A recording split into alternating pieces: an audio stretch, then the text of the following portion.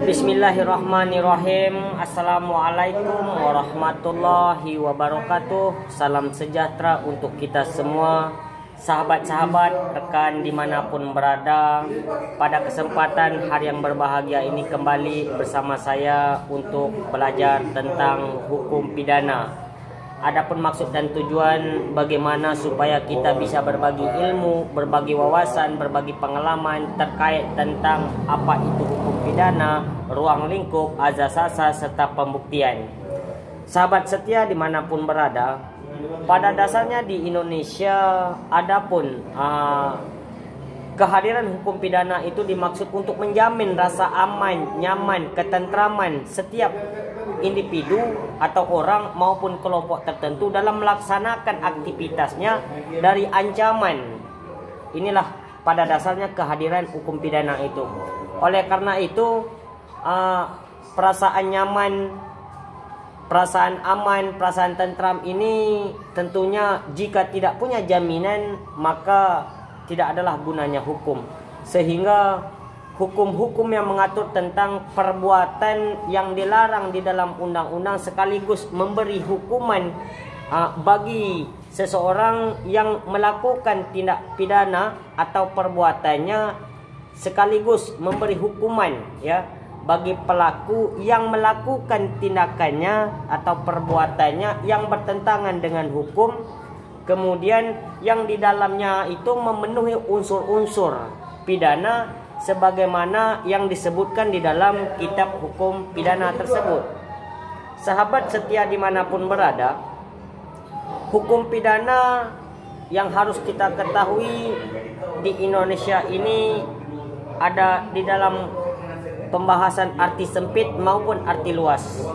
Kalau kita berbicara tentang hukum pidana dalam arti luas, maka kita harus ada dua kemungkinan atau dua bagian. Yang pertama itu namanya adalah material, kemudian formel. Nah, ketika kita bicara material ini kita bicara tentang hukum pidana material itu adalah hukum pidana yang merupakan hukum pidana. Artinya dia merupakan suatu tindakan pidana yang merupakan diselesaikan dengan tindakan pidana pula. Nah, sedangkan yang formelnya adalah hukum acara pidana. Bagaimana beracara di dalam melaksanakan proses KUHP itu sendiri. Sehingga perbedaan antara material dengan formel adalah material berbicara tentang kitab hukum pidana, sedangkan formel berbicara tentang kitab hukum acara pidana. Ini adalah dua makna hukum pidana dalam arti luas, yaitu tentang formel dan material. Nah, kemudian kita berbicara tentang ketentuan pidana.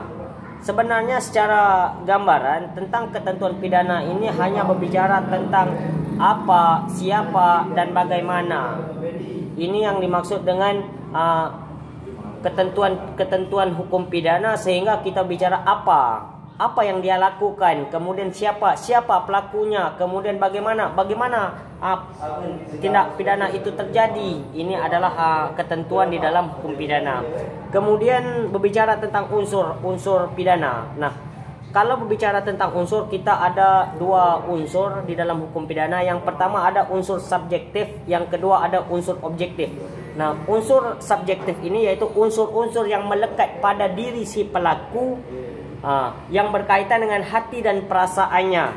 Katakanlah berbicara tentang tindakan yang dia lakukan itu apakah karena keterpaksaan, akibat ancaman, atau berbicara tentang kesengajaan atau ada niat gitu. Kemudian ada rasa takut. Ini berbicara tentang unsur subjektif. Kemudian disebut dengan unsur objektif. Unsur objektif ini unsur yang melekat di dalam keadaan tertentu maupun kausalitas. Kausalitas yang dimaksud adalah sebab akibat.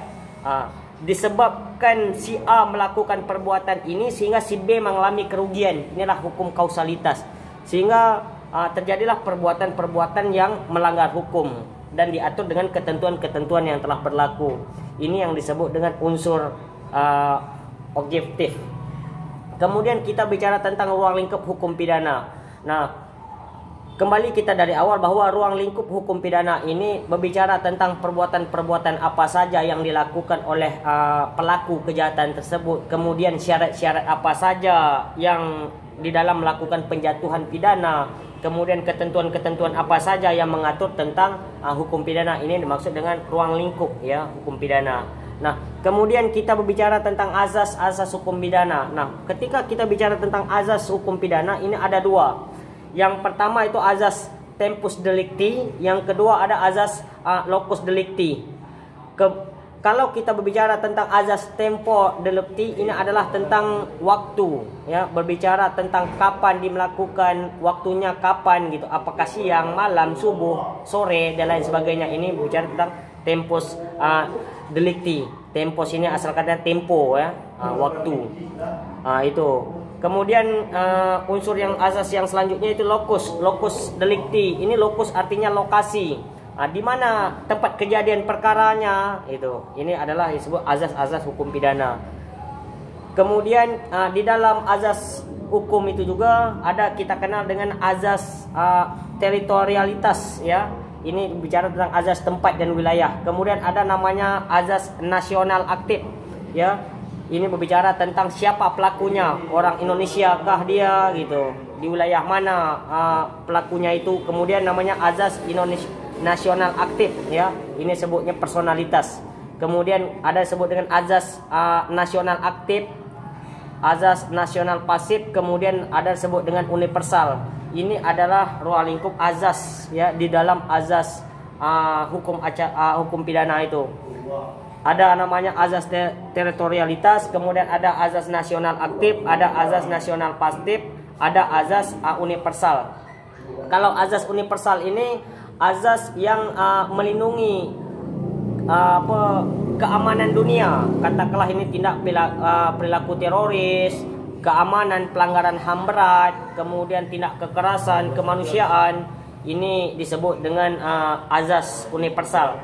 Kalau azas nasional pasif ini seseorang yang melakukan tindak pidana yang berhubungan dengan wilayah internasional, bukan di Indonesia. Ini azas nasional pasif ya. Katakanlah warga Indonesia melakukan tindak pidana di Malaysia.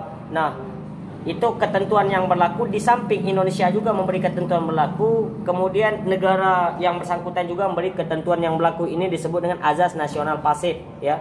Sedangkan azas nasional aktif tadi wilayahnya kejadiannya di Indonesia dan berlakulah di Indonesia. Ini azas-azas, 4 azas-azas yang berlaku di hukum pidana itu. Sahabat setia dimanapun berada, kemudian kita berbicara tentang bagaimana azas yang berkaitan dengan azas legalitas ya.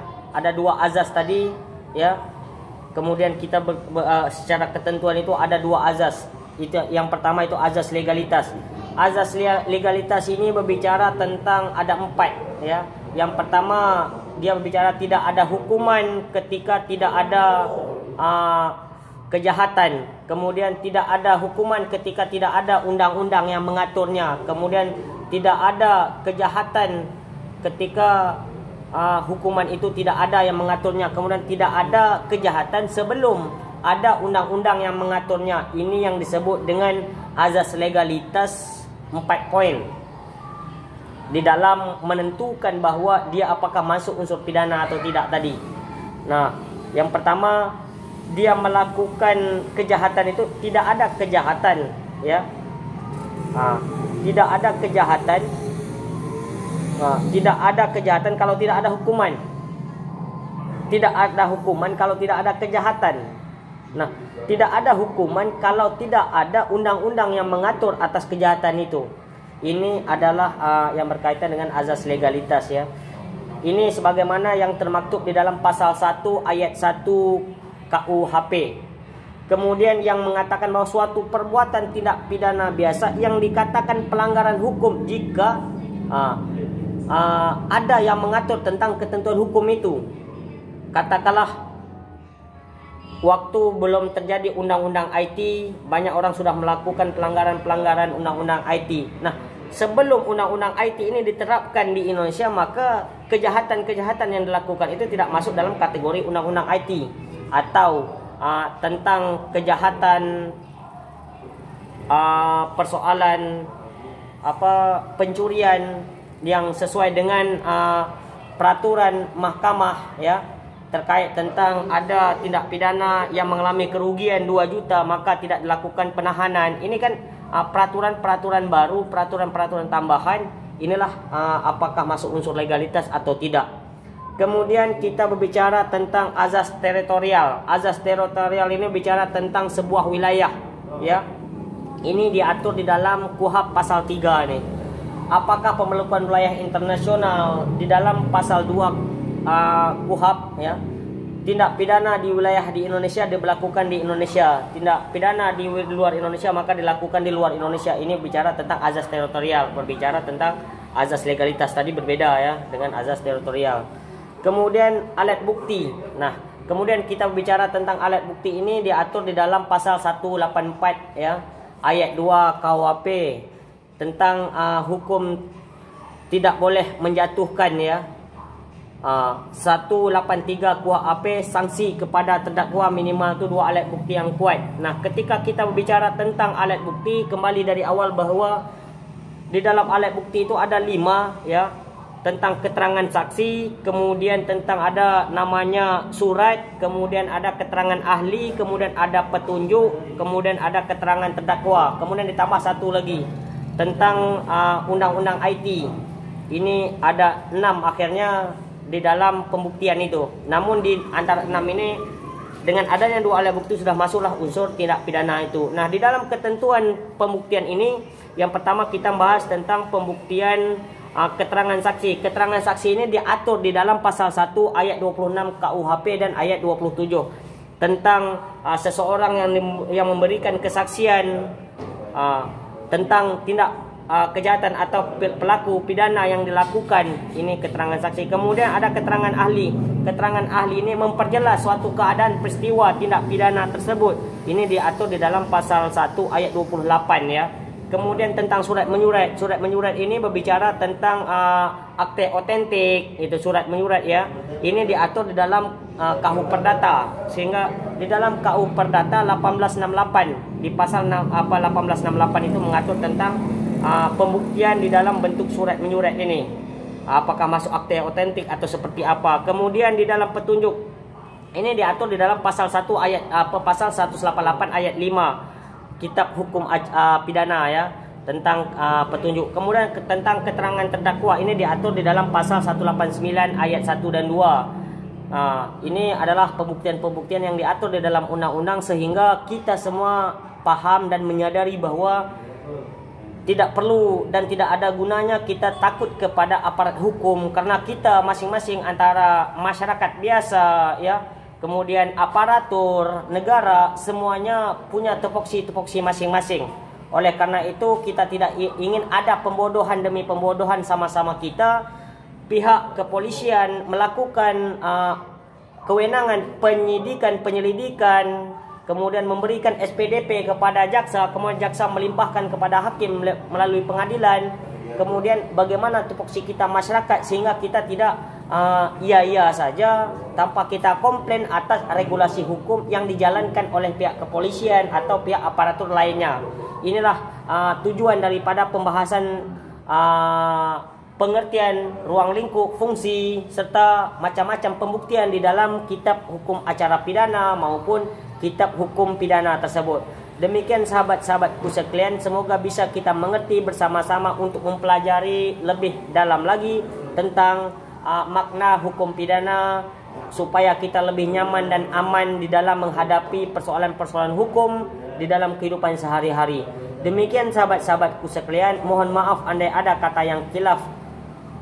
Kembali kepada saya manusia yang lemah. Billahi taufiq wal hidayah. Assalamualaikum warahmatullahi wabarakatuh.